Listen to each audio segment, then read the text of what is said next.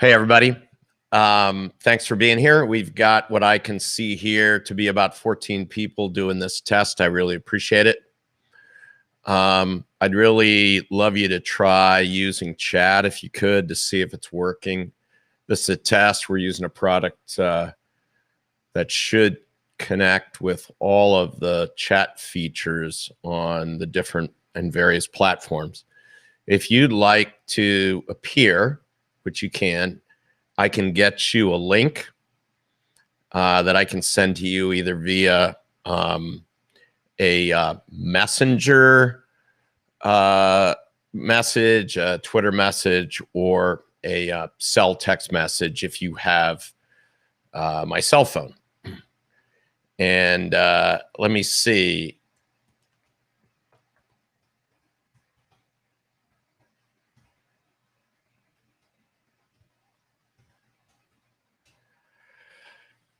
Can you see the chat? Seems to be working.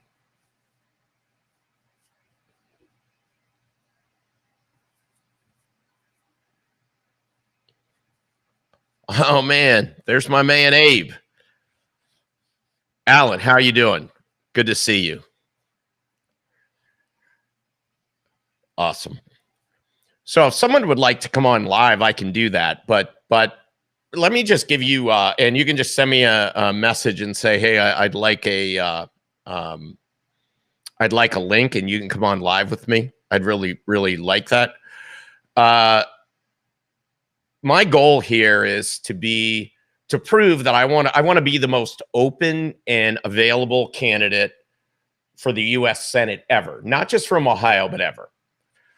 And what I've been trying to do is put pieces of video out on the internet, out on my website, out on YouTube, out on Facebook, where I'm either presenting to crowds at events or I'm answering questions because I want to go on the record. I'm finding that the candidates that are in this race are not showing up at events. They're dropping out. They don't want to go on the record. And I believe that the situation we're in is that we've really changed the paradigm of politics, and it has to do with social media. It used to be that a politician could be in Cincinnati in the morning and tell a crowd something at breakfast, then be in an event for lunch in Columbus and tell the crowd something else, and then be at dinner in Cleveland and tell the crowd something else. And the local media, even if they were there, would cover it. But people in Cincinnati aren't watching TV stations from Columbus. They're not reading the Columbus paper and vice versa. And the same goes for Cleveland. With social media, everything is instant. And what gets told in Cincinnati gets relayed to people in Columbus before the candidate can even drive there. And then so on and so forth with Cleveland. So that's why I'm doing this.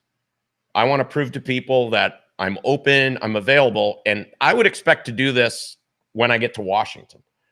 I would expect to be doing this kind of thing every day at some point in the day. It might be 7 o'clock in the evening, 9 o'clock in the evening, 11 o'clock in the evening. I really don't understand the entire schedule of what goes on in Washington, but I'm researching it. And I think we'll be able to make that work every day. And it might be for a half an hour. It might be for an hour. It might be 2 hours. It might be 15 minutes. We'll have to figure that out. But that's really what we're trying to do. So that's kind of it. I will take questions. I would love to take questions. And I've got to see if I've got anybody here who has asked for a link. But if you got some questions for me, feel free to drop them into chat because you all seem pretty hesitant to come on board with me and do a video. So if you've got some questions, I'd love them. And Alan, I know you've got questions, dude. So maybe you could let a few rip, and we can go from there. And if you'd like to come on, I'm fine with that too. So I can send you a link, and you and I can have a chat here.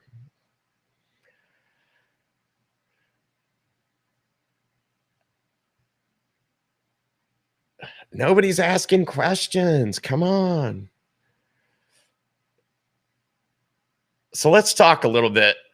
Hold on a second. So someone says there's been a number of trolls on Facebook posts. So you know who they are, and are they attached to a specific campaign? So here's what I would say. I had a troll that was on me today, and people say, hey, why do you continue to respond to them?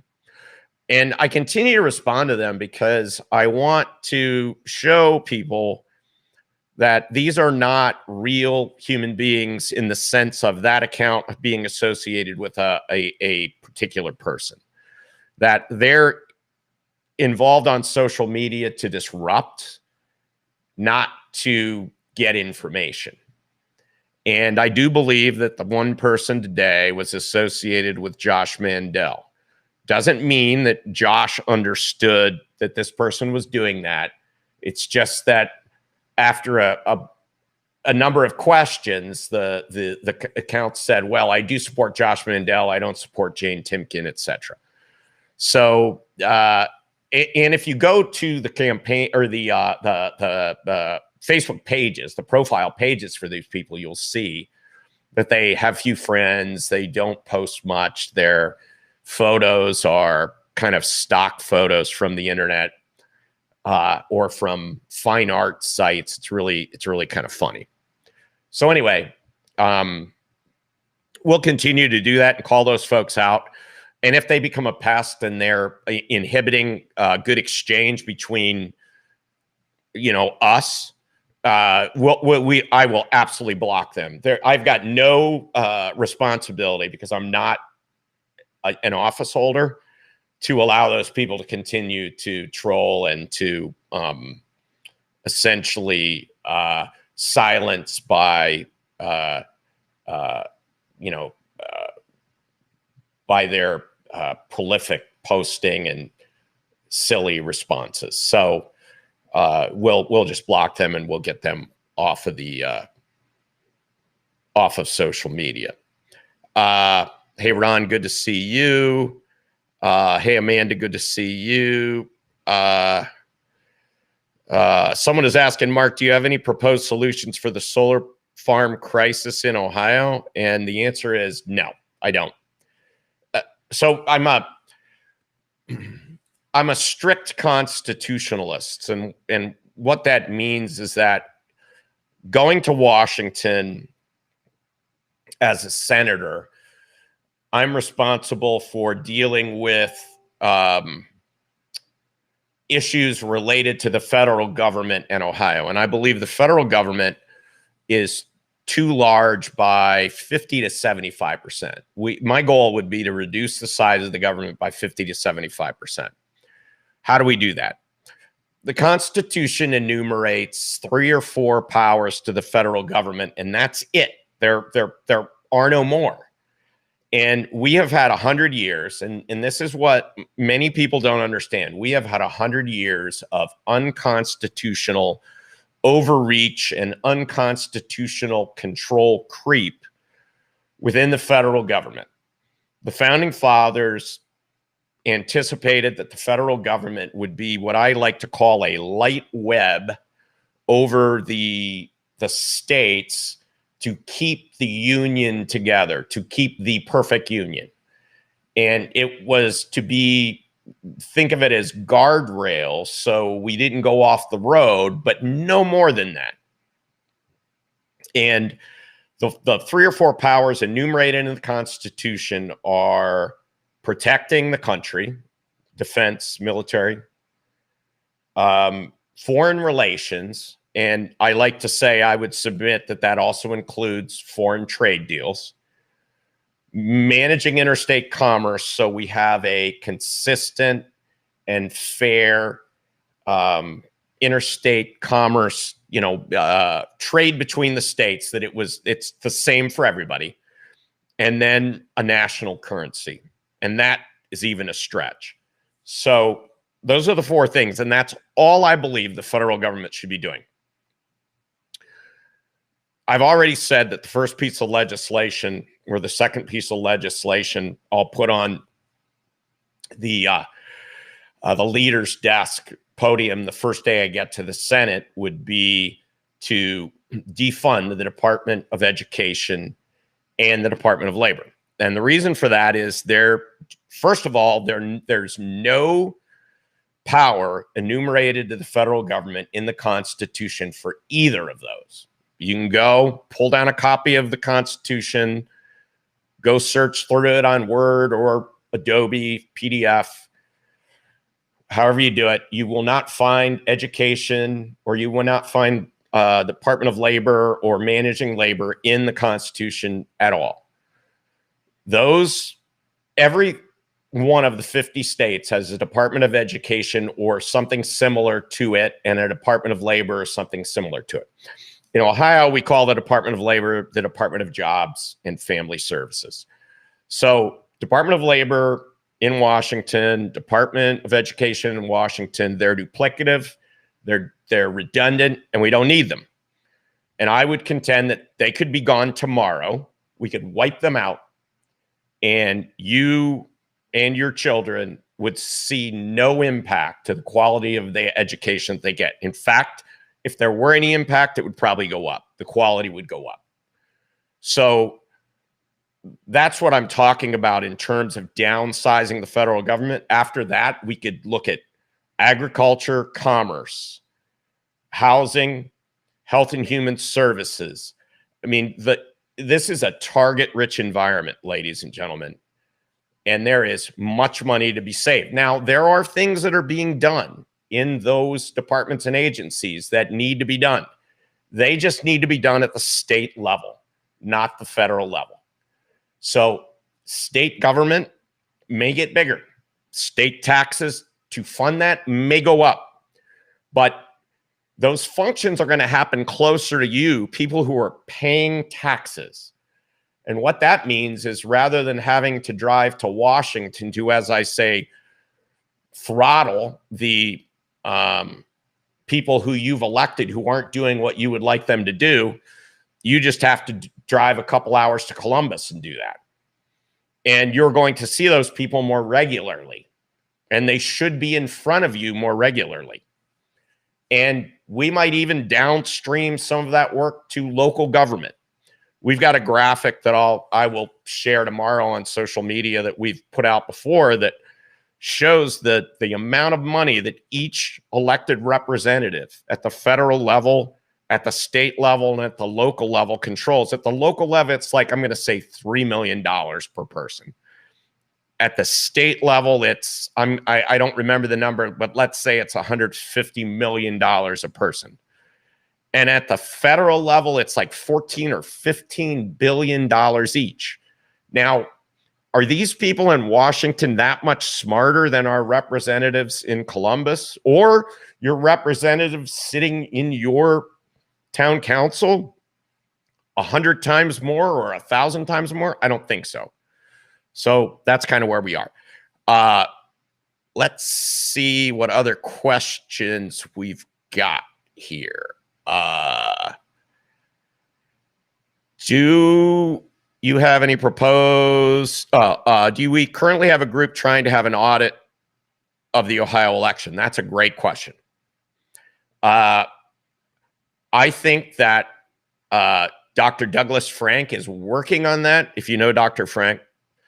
But let's talk about that issue just for a second. Frank LaRose, our Secretary of State, and his supporters would say that we've already done an audit.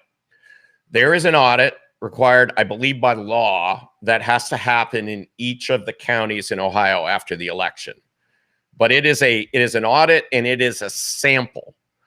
So there are a couple, 3 races that are picked, and of those races, I believe it's a 5% sample, at least a 5% sample of votes to be audited. I don't understand how that has any value. What I see a value in is a full forensic audit, an absolute recount of every vote in every county. Because we're in a situation right now where Ohioans do not trust the election process in Ohio. And the only way we're going to get that trust back is if we do a full forensic audit and we prove to people that we either have a clean election system or we don't. And if we don't, we fix it. I'm not sure there are any other options for that. And people will say, well, it could cost a lot of money. I really don't think we can put a price on that most sacred act we do in our democracy to approve our democracy, to manage our democracy, to control our democracy. So that's kind of where I am on that. And if you think about it, the first 100 days of the Biden administration, they spent or appropriated money to be spent of $100 billion with a B, $billion a day for the first 100 days. $10 trillion, $4 trillion for the budget, and then another $6 trillion for the CARES Act and for infrastructure and for the Family Act and all the rest. That's a huge amount of money. It's got to stop. And the way we do it is by fixing the election integrity problem and voting fiscally responsible conservatives into office. What other questions do we have? Hey, Tim, how are you? Good question. Biden is at the G7. His basically his appearance there is so embarrassing. What do you think the fallout will be after his disgraceful performance? I think the rest of the G7 is going to be really happy about that because it's back to being able to take advantage of the United States and use us as their piggy bank. So they're going to be happy. They're going to be effusive. Donald Trump, President Trump, put them on notice, got them paying more in NATO and elsewhere. And Joe Biden is just going to reverse that in a matter of months. And it's, I think it's a shame and it's a crime.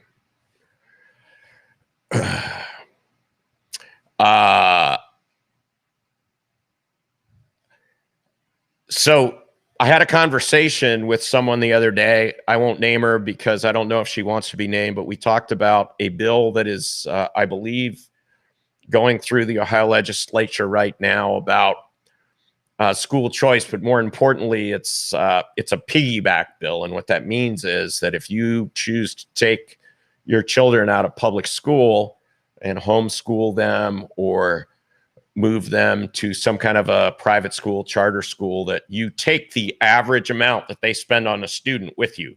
So if they spend $8,800 a year per student in that district, you would take that $8,800 as I understand it. So that's a bill that I would fully support. I haven't looked at the bill in great detail. Again, I'm running for a federal office, not an Ohio office, but I know about that bill. I heard about it long before it was tabled in the legislature from some contacts at some of the conservative organizations, and I am fully in support of that. Competition is great. The free market is great. And we need competition in education. We have for far too long had liberal, progressive, atheist, Marxist doctrine being forced down on our school systems by the Department of Education, enabled by the unions that also support those people. So we need to get that under control. And I think eliminating the Department of Education, the Department of Labor will absolutely help to do that. The other thing those two things do, and other agencies like that, is we need to obliterate the deep state. And if you wipe out a department, you don't have to look around and say, is that person a deep stater? Is that person not a deep stater? We just get rid of everybody and they're gone. We don't have to worry about who's part of the deep state and who isn't. So there's an added benefit of doing what I call business process reengineering, downsizing and right-sizing of the federal government. And it can be done. It's a big task. It's actually very simple, but it's not easy because of all the vested interests. But we can reduce the federal government substantially, 50 to 75%, in my mind, without a doubt, and move those functions back to the states. I'm a big states' rights guy. So that's kind of where I would like to see us go. Let's see. Other than challenging Secretary of States like LaRose, is there any constitutional activity the federal government can do to address election integrity? My sense is, and that's a great question, my sense is based on the Constitution that this is a state issue. I am not a constitutional law expert. I've studied the Constitution quite a bit. I'd have to think about that one. That's a great question. But I do think that at the state level, we definitely need to be moving in the direction of 100% paper ballots, 100% hand tallied or hand checked. And we need to do it in a way where we're looking for 100% accuracy. In other words, if we have paper ballots and we're doing the data entry, that data entry is being done twice, and we're validating batches of votes to make sure we're 100% accurate. This is probably one of the most important activities we do as citizens. And the fact that our Secretary of State, Frank LaRose, has told me twice to my face that there is no meaningful voter fraud, to me, is unacceptable. And it's unacceptable on its face. What is the definition of meaningful voter fraud when we have seen elections swung by a handful of votes? When I say a handful of votes, I'm talking one hand, 5 votes. There is no meaningful voter fraud. Voter fraud of any kind is unacceptable. And I think we need a full forensic audit, which would essentially be a recount and an audit of procedures to understand, and it's a forensic audit. And by definition, a forensic audit is to generate evidence for a prosecution of people who have committed crimes. We need to take this as serious as it is, and we need to prosecute people who have committed election fraud crimes. Let's see what other questions we have. Civics being brought back into schools. Absolutely.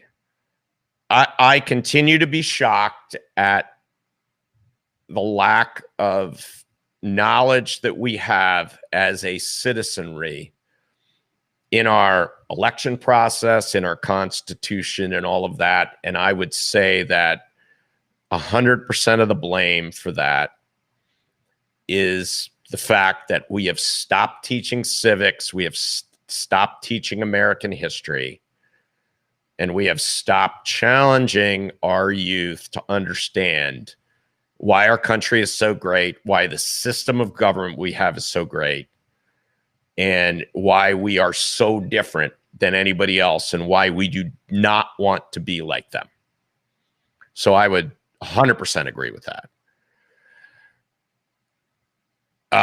Let's see. There's been no response from the Ohio AG regarding securing Ohio from illegal aliens being flown and bussed into the interior of our nation, no plan, etc. So I'd agree with that. I'd agree that that's a problem. Let me talk a little bit about my immigration platform. And I can guarantee that you will not hear this from anybody else. I believe that we need to halt or pause immigration until we can answer 3 questions. How much, what kind, and why? Have you ever heard answers to those questions? If you were thinking about allowing people into your club, for example, you would ask questions like that. This is astounding to me. We've never had anybody in government tell us, here's the number of immigrants that we want to let into the country. Here are the type of immigrants we want. And here is why we want them. So the first thing we need to do is shut down the border. We need to finish the wall. We need to secure the border. And then we need to figure out who's here. What illegal aliens are here? What visa overstays are here? And then once we understand those numbers, we need to go back and answer those questions that I talked about, and we need to figure out what to do with those people. Now, I'd be good with sending them back and putting them at the back of the line. I also think there might be an argument made for having 2 lines and using that a priority in line to get people to self-report, because we've got millions, tens of millions of people here illegally. So in other words, if you self-report and you're number 1 to come forward and say, I'm here illegally, you get to be number 1 to come back in the country after going through the right process, leaving and coming back. So I could deal with I think I could deal with something like that, or I could believe in something like that. We also need a merit-based immigration program once we do that. We need to really understand who's coming in and why we want them to be here. And then finally, I believe we need to gauge our immigration. We need to have a dial we can turn so that we base immigration or no immigration on the full employment rate. So economists say the full employment rate is somewhere between 3.5% and 4.5%. I don't really care. I'd take anything in that range, but let's say it's 4%. If we have unemployment that's 4% or under, we open up the valve and we allow immigration to happen based on that merit-based immigration we've talked about. And if we're above that number, we shut that valve until we're back to full employment. There is no reason why we should be allowing any immigrants into this country to take jobs from people if we're not at full employment. So that's kind of my immigration policy in a nutshell. And I'd be really interested in your feedback on that. Let's see what other questions we have here. Excuse me. And I'm sorry because I'm not able to scroll in the chat as easily as I'd like to. There we go.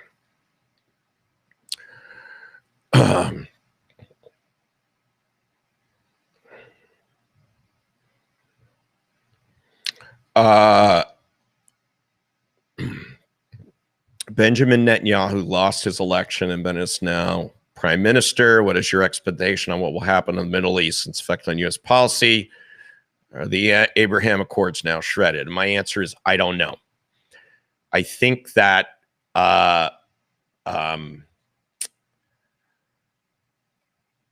we were heading in the right direction with President Trump in terms of all of the deals being struck between the various countries. We've seen that the Biden administration probably wants to tear that apart. I think that's a shame. I don't know what's going to happen or if those countries will rise above our immaturity and lunacy as a country and figure that out. I just don't know. It's a crapshoot. It really is. Let's see. Melody says, how about an ID card like a charge card where the voter has been verified, put it in the voting machine and checked by the poll workers? Well, Melody, my issue is I don't think we should be using any machines whatsoever. I think we need to go back to paper ballots and manual counting or counting with scanners, but we're checking batches and we're doing it in a very manual way. I did a calculation that said that 150,000 people could count every ballot if they were doing very, very slow data entry in one 40-hour work week. I think I would be okay with having to wait one work week to get an absolute one. And that would be with double counting in the sense of making sure that we had 100% validation that the vote counting was correct. So I am definitely for voter ID, and 75% of the United States, based on a recent, it was either Rasmussen or McLaughlin, I forget the numbers, poll, 75% of Americans say voter ID is the way to go. We're over 80% on term limits.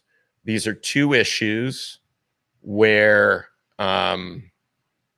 we could bring the country together. Our representatives in Washington could come together in a bipartisan manner and get broad support from the U.S. population, the voting population, for term limits and voter ID. But they refuse to do it because it's not in their best vested interest. You can go out, you can check for just do a quick query on the internet and you'll find that. So that's kind of where my perspective is on that. Let's see other questions. And I apologize. I'm working through understanding the best way to use these systems. So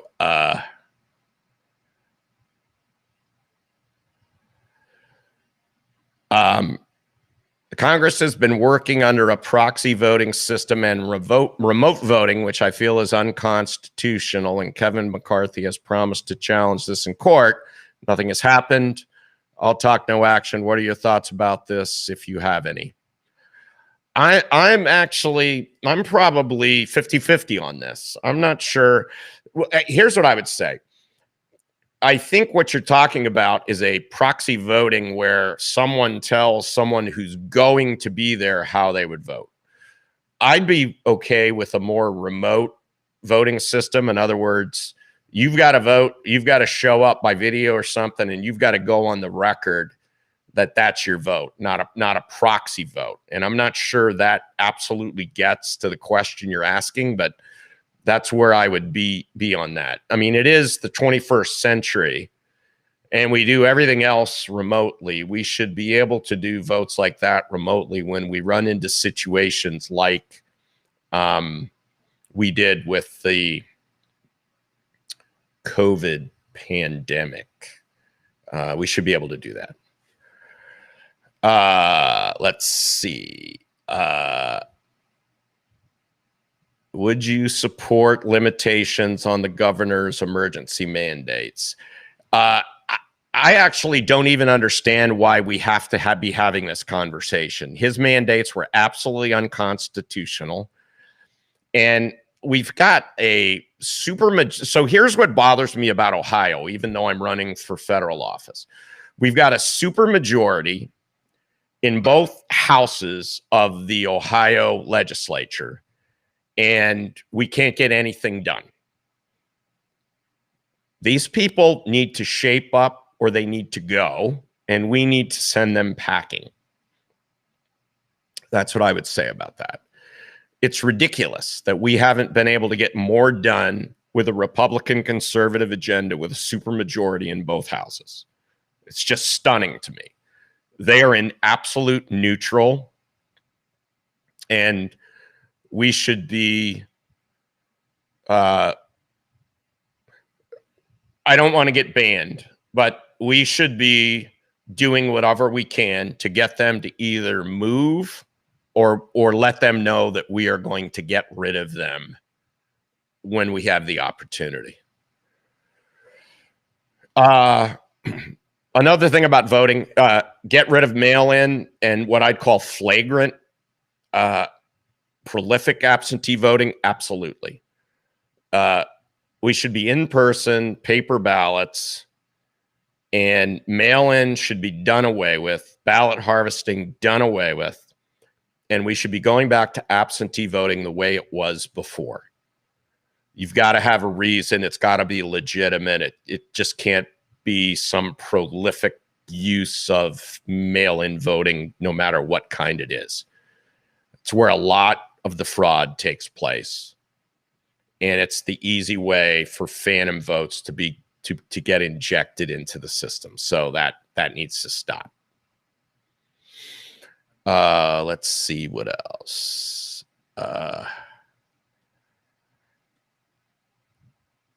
And I'm sorry if I missed some of these.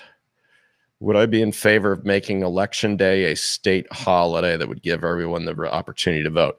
I think we've got the opportunity to vote by law anyway. I don't think an employer can keep you from doing that. But if there were any issues, and I don't know this because I haven't studied it and I'm more concerned by federal issues, but I'd be in support of it if it was like, hey, we have to do that in order for people to be able to vote and also get paid.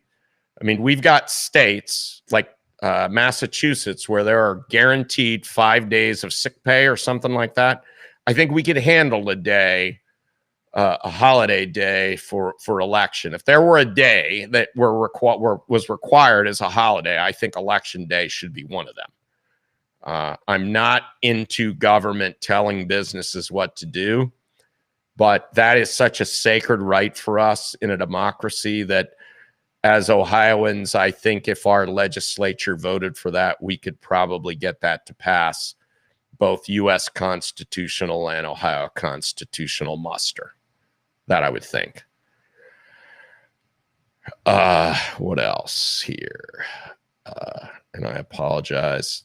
My scrolling is just not working as well as I would like.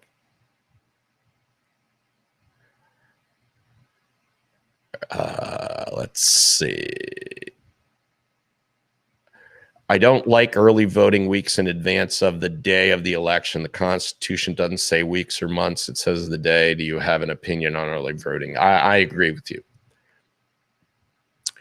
I think especially if we made it a holiday or we did voting on a weekend, like a Saturday and Sunday or something, yes. But the whole early voting, the longer we have polls open, the more options there are for people to vote, the more ways that votes and ballots can be collected, the more opportunities there are for fraud. I was a poll watcher. I saw it.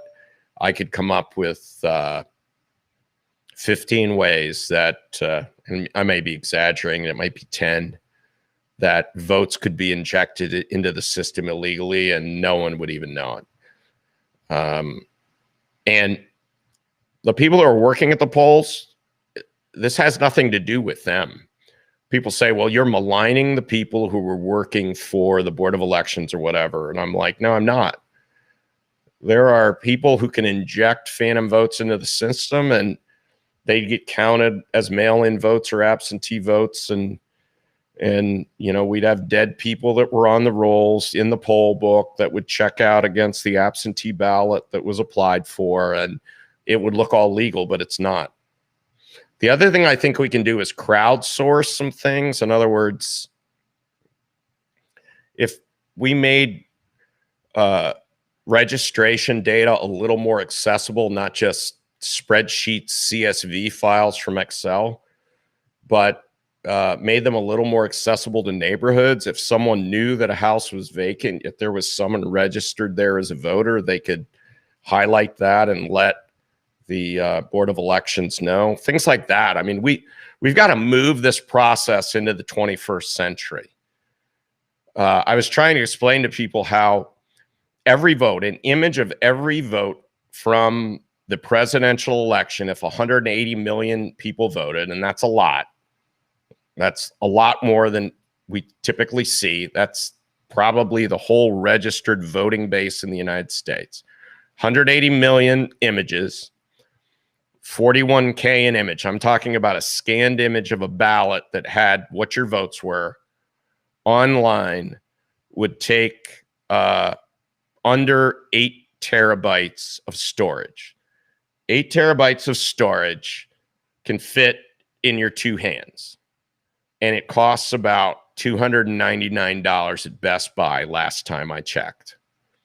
That means your ballot, if you scanned it into an image scanner as you left a poll, could be online, and you could be looking at it on your phone before you got to the car. And every one of those ballots would be online for everybody in the United States to see. So as I like to say when I'm in front of groups, we could get a case of beer or two, and 20 of us could sit down and we could start doing a full forensic audit recount of a presidential election, sitting in our family rooms, living rooms, around the kitchen counter. This can be done. Anybody who tells you it's too big or it's too complex is lying to you. This is one of the easiest, simplest applications for technology that's out there. So that's just a lie. We have to fix this problem. It's essential we fix this problem. What other questions do you have? Are we out of questions? Really? So I have some that says hand counts are not as accurate as machine counts. Well, that's true if all you do is a single hand count. But if you do batches and you do multiple and you essentially count twice, you will be 100% accurate, or you will find an error, and you will go back and count those batches. So that's absolutely true, depending upon how you do the hand count. I have factored into those numbers at 150,000 for 40 hours. I have factored in 100% accuracy. And there's no potential, assuming we do what we're talking about, for fraud to be committed as part of the counting process because of the machines. So good luck trying to argue that, but I'd take that one to the bank.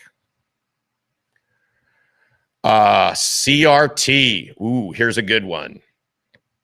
On CRT in our schools, why haven't the Republicans in Ohio made a public statement condemning it and creating a bill to ban it from our schools? That's a great question. Okay, anybody that doesn't know what CRT is, critical race theory, is essentially, so this is not just critical race theory. There is this theory, this school of thought, not an actual school or a university, called the Frankfurt School.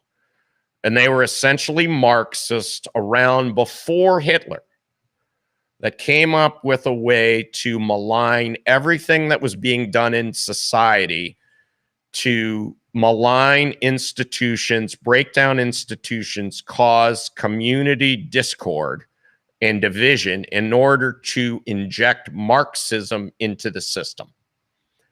It's more than just race, it's everything.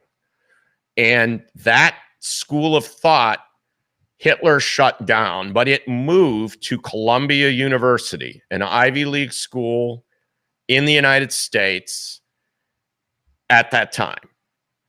And now it's been brought up as critical race theory, which basically says the United States was founded on racism, and everything in the US is racist and sexist.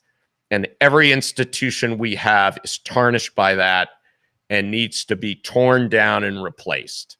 It is a Marxist ploy. It is poisonous and evil, and is being taught in our schools.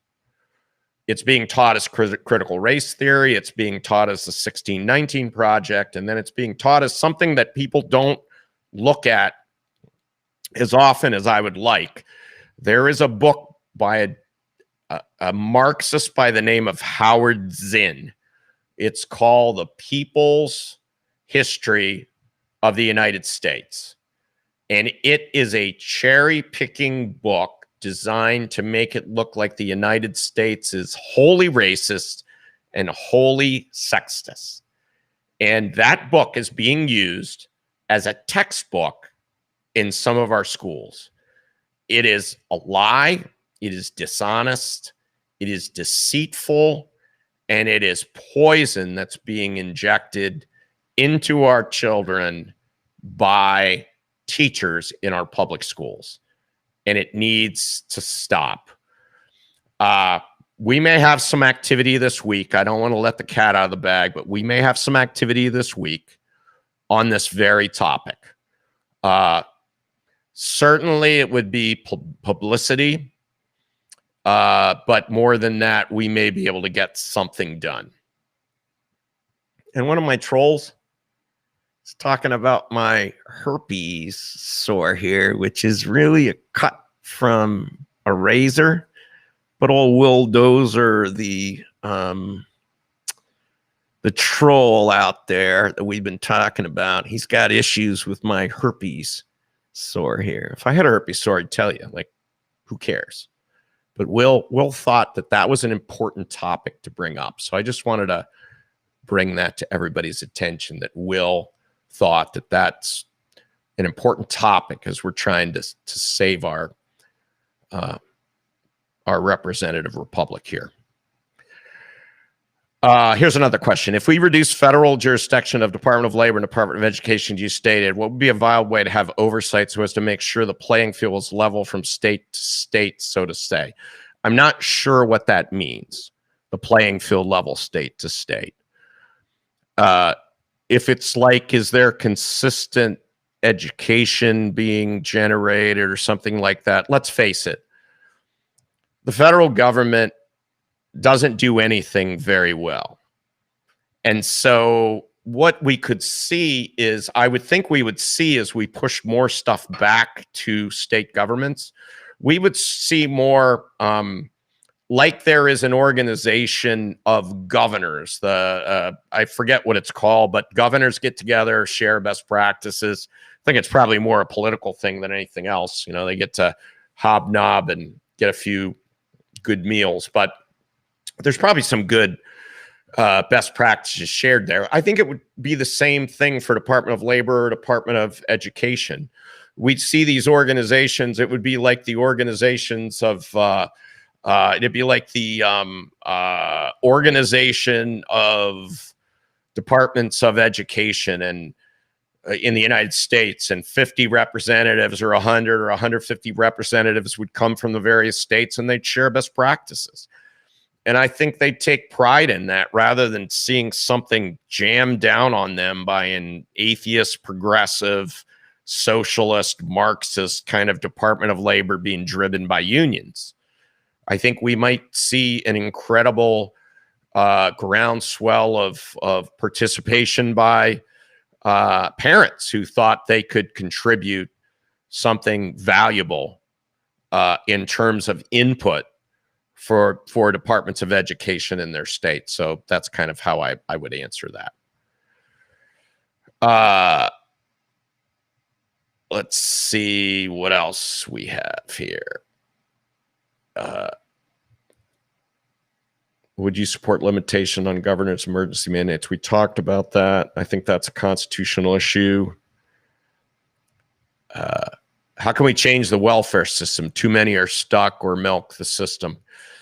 I think you change the welfare system by making sure we've got great jobs and wage increases, appreciation. And the way we do that is by bringing manufacturing back. We can bring manufacturing back. Trump proved it. Obama was wrong. Trump was right.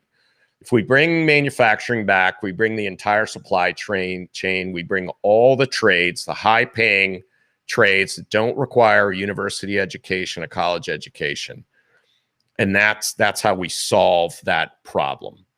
We get people off welfare. We get them working in higher-paying jobs where they have career progression. They have satisfaction. They're accomplishing something.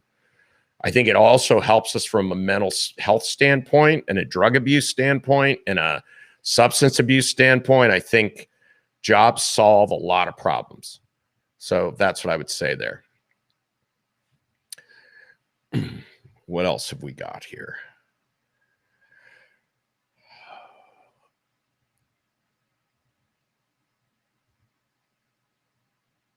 Can you get Jane Timken to do one of these? I doubt it. Jane, my competitors, who are the career politicians like Josh Mandel and Jane Timken, don't show up for events. They don't want to answer questions. Bernie Moreno, I haven't seen him. JD Vance, I really haven't seen him that much. Mike Gibbons, I think, would do something like this or would show up. I obviously show up, but Jane and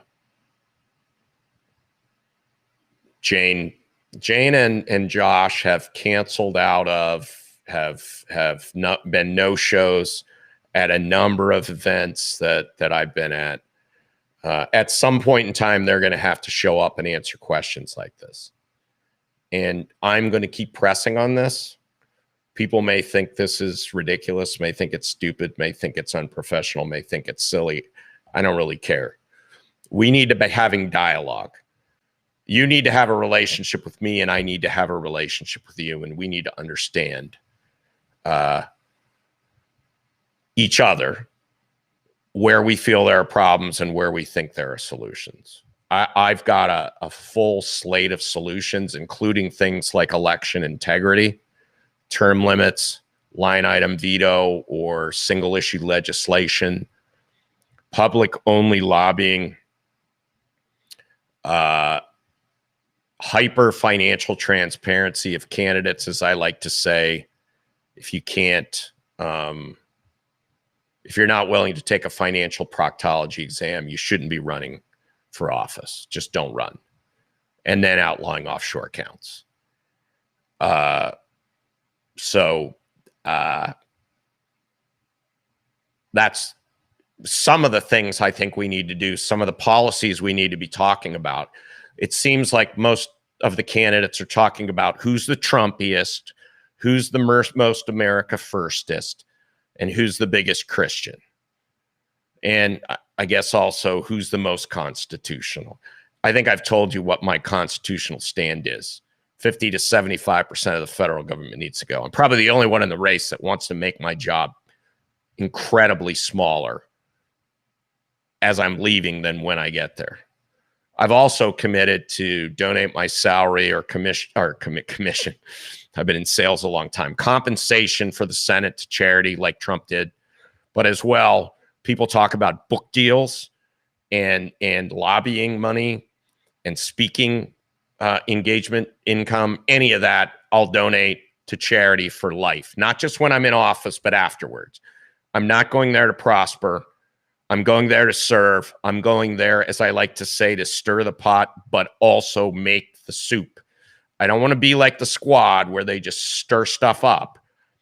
I believe I've got some very viable solutions, and with the proper, what I'll call America First caucus in Washington, and it doesn't have to be a majority.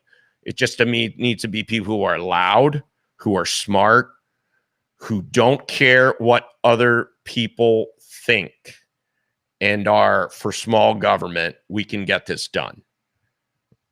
Tenacity, smarts, and a big mouth will get us a long way. 10 to 15%, we can push the rest of the fence sitters along with us. And if not, you'll just vote them out in 2 years and we'll move on.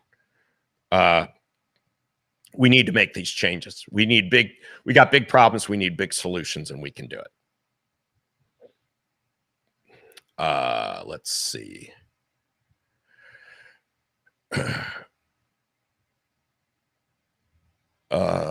Congress should make no law that does not include them as well. Congress should make no law that does not include them as well, specifically Obamacare and Social Security. Totally agree with that.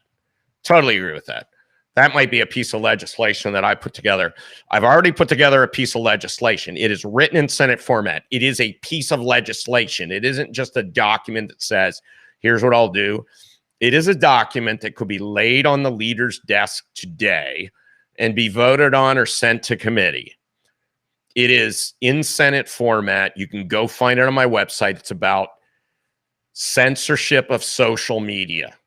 And I basically took the bar DOJ recommendations and then cleaned them up to get them in Senate format. And it's out there and you can see it. And these recommendations, something very similar to them, have been sitting in front of the House and the Senate for years, several years, and nothing's been done on it.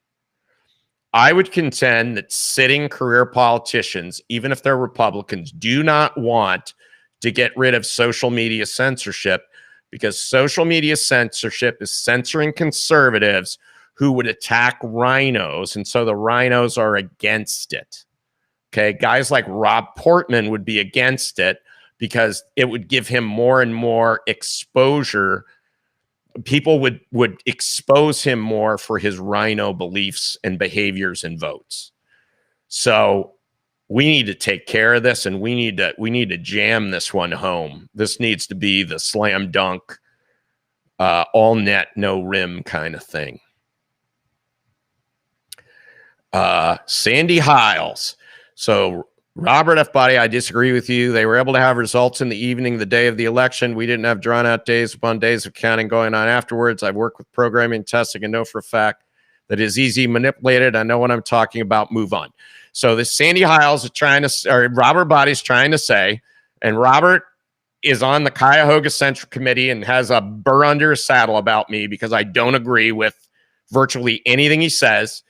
He's literally a stalker. And he's trying to say that Sandy Hiles said something she didn't, and Sandy jumped in. God bless you, Sandy, for being here and seeing that. That's awesome. I wish I could show it. Maybe I can show it. How do I show? Yeah, there it is. Okay. Awesome.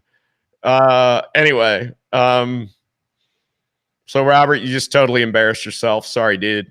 But so I made promises to voters. I made a lot of promises, and I'm going to keep them, but two of them are: number one, I'm going to tell you, I'm going to call out the liars, and number two, I'm going to say the silent part out loud. So a lot of people wouldn't share this because they'd be like, oh, Robert Body, he's part of the Cuyahoga Central Committee and he might not endorse me. I don't care. Okay. I don't care about endorsements from corrupt county central committees. I'm not suggesting that Cuyahoga is corrupt. I'm just suggesting that a guy like Robert is not doing his job. He's trying to tell you as a voter what to do, as opposed to enabling or helping candidates, citizen candidates, any candidates get in front of you so you can learn about them and then decide who you want to vote for. He's part of the old school GOP that wants to cram down candidates to you as opposed to let you decide who you want to vote for. It's absolutely ludicrous. It's old school, and it needs to stop now. And I'm going to Claremont County on Friday for their Lincoln Day dinner. They're old school. I got shut down in Ashtabula. I went there. They wouldn't allow me to speak because they wanted to pick who they wanted to represent. They're old school. We need to boot these people who aren't doing what Ohio Republican voters want them to do, which is put candidates forward, give them the opportunity to present their case, and then Republican voters get to choose. The endorsement process within county GOP organizations and the Ohio Republican Party is corrupted, and it just needs to stop. The only endorsement that should be required of any candidate is at the primary election on May 3rd next year in this election cycle. We should not be having endorsements from the GOP organizations. They think they know better than you. And we've had decades of incompetent and fence-sitting, almost Democrat rhinos, and it needs to stop. And we We, the people, need to stop it. I talked about this being 2 hours, but man, I'll tell you what, it's going to be hard to get enough questions here just because we're going through these very quickly. So I think we'll go to a few more here, and then we'll schedule another one of these like very, very shortly.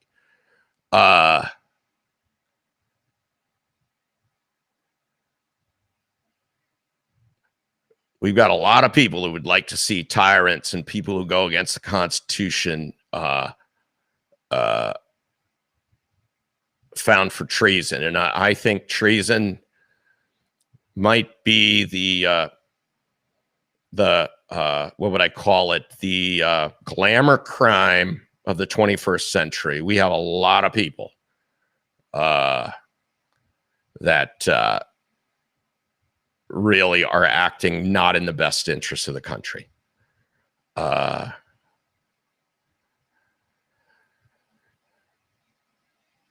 I think that's about it. So we're going to wind this up early, and I don't mean to cut any of you off, but I think we've got. I mean, most of the things I see here are either agreement or thank you for doing this or things like that. I really appreciate you doing this. I'd really like your feedback on the quality of these streams, what you watch them on, and all the rest, because I did a quick check. We appear to be streaming on all the platforms. There was something from D-Link about it being classified as or D-Live, sorry, as being classified as a mature product. I may have checked that box, but I would appreciate your feedback, what you think, how we can improve it. This was a first trial, but it actually turned out, I think, much better. I would like to have you participate, though, beside me on the screen. I mean, we can do that. I can send you a link and you can talk to me. So I'd love to do that. And maybe what I need to do is get some guest speakers in here, guest people that you could ask questions to. If you've got any ideas of who they might be, I would love to hear it. So just let me know. Thank you very much. I appreciate it.